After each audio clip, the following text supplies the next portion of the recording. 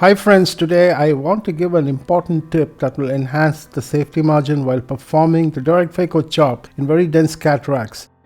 We have presented multiple videos on how to manage hard cataracts by direct chop, and we know that one needs to create a larger CCC because it will help to mobilize the fragments more easily. There must be minimal amount of hydrodissection which should be done in small quantities at multiple locations. The separation of the nucleus fragment should be attempted by using a deep lateral separation with minimum lateral movement of the fragments, and one needs to aim for 6 to 8 fragments at least, because this will help to mobilize the fragments into the central safe zone for emulsification. And also finally that we need to remove only one piece at a time, so this will prevent the amount of free shrapnel that moves around in the anterior chamber and will limit the amount of endothelial damage. There's one more tip that I would want to give you in the management of hard cataracts, which I think I haven't covered so far.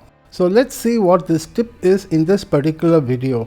This is a grade 3 nuclear sclerotic cataract, and as I normally do, I'm aimed and I've achieved a rhexis size that's about 5.5 millimeters or slightly larger.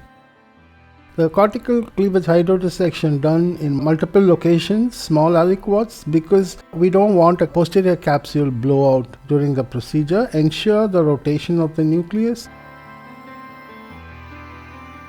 And then you start with the direct phaco chop after exposing the phaco tip to at least 2 millimeters. As we have seen in repeated videos that I have presented, we need to bury the phaco tip into the mass or the substance of the nucleus, take the second instrument deep into the crack and then separate it. Avoid large lateral separation because in a dense cataract the nucleus mass is large, and a lateral separation will definitely put strain on the zonules, creating or increasing the tendency to create a zonular dialysis 90 degrees away. As far as possible, once you open up this cataract by the chopping techniques, it may be leathery and the posterior plate may not easily fracture.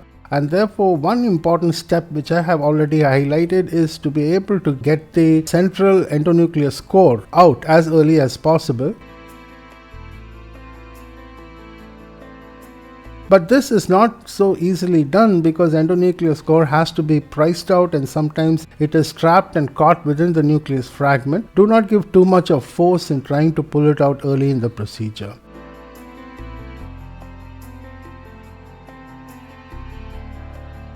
In spite of making multiple fragments, the size of each fragment is still large enough and just is able to be mobilized and got into the central part. Now comes the important tip that I want to tell you, and that is try to peel off the epinucleus from the nucleus as much as possible. Even though the epinucleus isn't much in dense cataracts, there is a thin sliver of epinucleus shell. While pulling out the nucleus for emulsification or mobilizing the nucleus for emulsification in the central zone, just strip off the epinucleus that overlies it. Now, what is the advantage of this? There are two distinct advantages of doing this. One is the stripped off epinucleus will coat the capsular bag, and it will also protect the posterior capsule from trampolining and hitting the phaco probe by mistake. This is because in dense cataracts, the capsular bag is extremely stretched because of the large mass of the nucleus, and as the capsular bag becomes progressively empty,